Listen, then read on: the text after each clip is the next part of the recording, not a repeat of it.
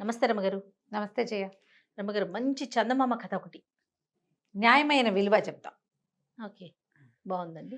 పేరు బాగుంది కదా! నేను కరెక్ట్ పేరే చెప్పా ఈసారి. ఓకే. పూర్వం ఒక బెస్తవాడు, జాలరి వాళ్ళు భార్యాభర్త ఉండేవాళ్ళు. కొంచెం పెద్దవాళ్ళు. ఇతను రోజు చెరువుకెళ్ళి చాలాసేపు ఏదో వలేసుకొని అన్ని చేపలు తెచ్చుకోవటం. మరి కొన్ని చేపలు అమ్మేసుకొని, ఓ 4 చేపలు వంట చేసుకొని తినేవాళ్ళు. ఏదో బావుంది. బతికేవాళ్ళు. పిల్ల జల్లా లేరు. అయితే ఏమైందట ఒకసారి ఇతను వలేస్తే ఒక్క చేప పడిందట పెద్దది.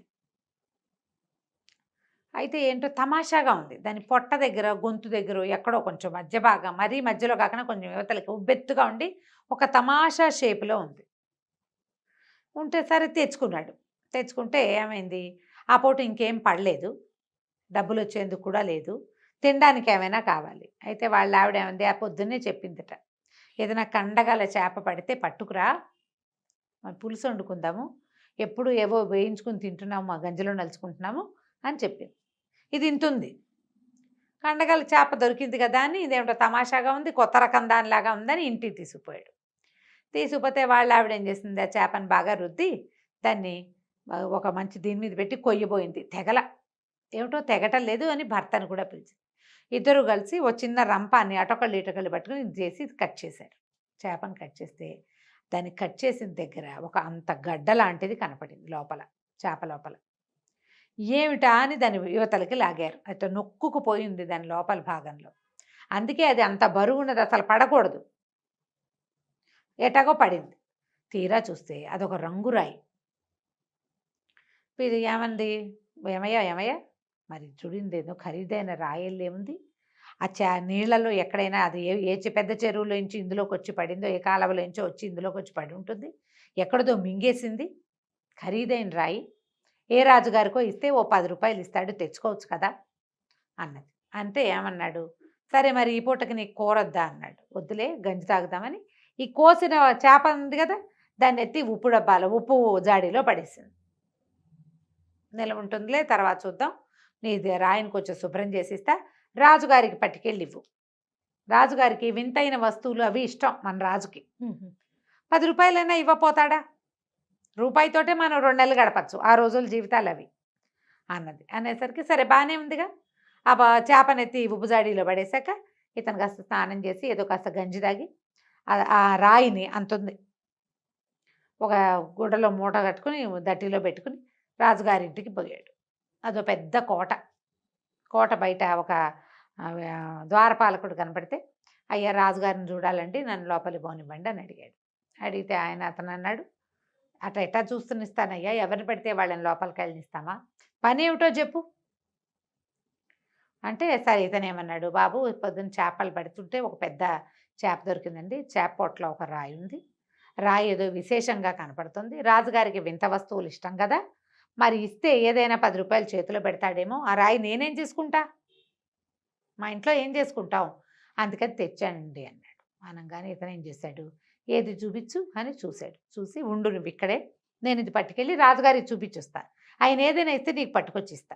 ఎందుకంటే అందరినీ ఈ సమయంలో ప్రవేశపెట్టం" ఓకే. అని చెప్పి, సరే అంటే రాయి ఇచ్చేసి, "నా బదులు నువ్వు ఇక్కడ ఉండని" ఆ ద్వారం దగ్గర ఇతన్ని కూర్చోబెట్టాడు. అది పుచ్చుకొని వెళ్ళిపోయి ఒక వ్యాపారస్తుడికి చూపించాడు. చూపిస్తే వ్యాపారస్తుడు ఏమన్నాడు, "1000 రూపాయలు ఇస్తా" అని చెప్పాడు. 1000 ఇస్తాననగానే వీడికి ఆశ పుట్టింది. సరేనండి, ఆ 1000 జేబులో పెట్టుకుని ఆ రాయి ఆయనకి వదిలిపెట్టేసి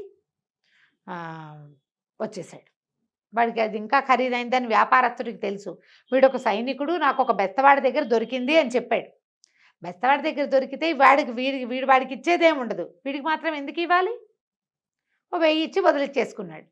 వాడేం చేశాడు, 1000 జేబులో పెట్టుకుని ఇంటికెళ్ళి మంచి కొత్త పంచల చాపు ఎవరో పెట్టిందుంటే ఆ చాపు పుచ్చుకొచ్చి ఈ బెస్తవాడి చేతిలో పెట్టాడు. రాజుగారికి నచ్చింది. అదేదో బాగుంది కదా చూడ్డానికి, మరి బల్ల మీద పెట్టుకుంటారట. "ఇదిగో ఈ పంచల చాప నీకు ఇమ్మన్నారని" అంటే ఓ ఏంటండి? పంచల చాప అంటే పంచా ఉత్తరీయం, చాప అంటే జత. ఆహా! ఓకే. ఆ పంచల చాప ఎత్తి చేతిలో పెట్టాడు. ఈ బెత్తవాడు అటు ఇటు తిప్పి చూసుకుని, "ఇంతేనా ఇచ్చాడు రాజు?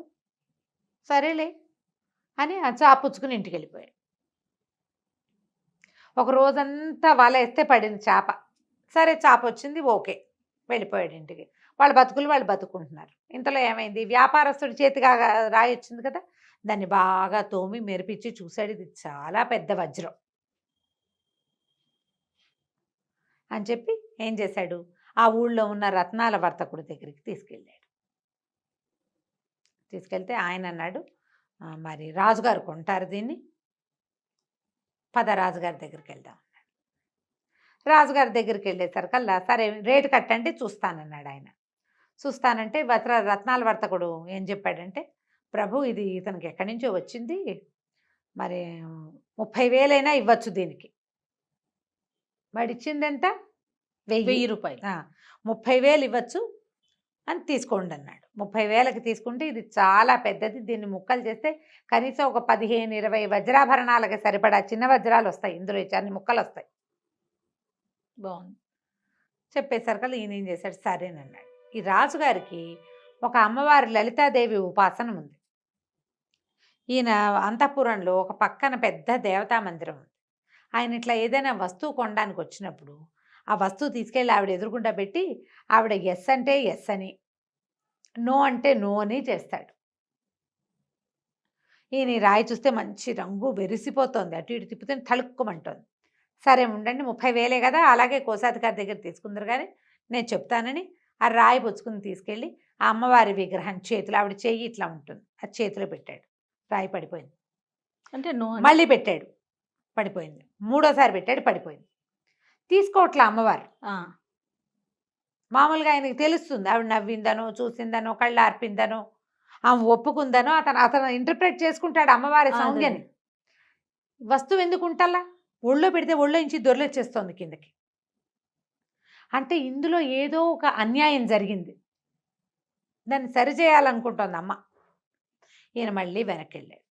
వ్యాపారస్తుడికి ఏం చెప్పాడంటే, రత్నాల వర్తకుడికి, మీ దగ్గరికి ఇది ఎట్లా వచ్చింది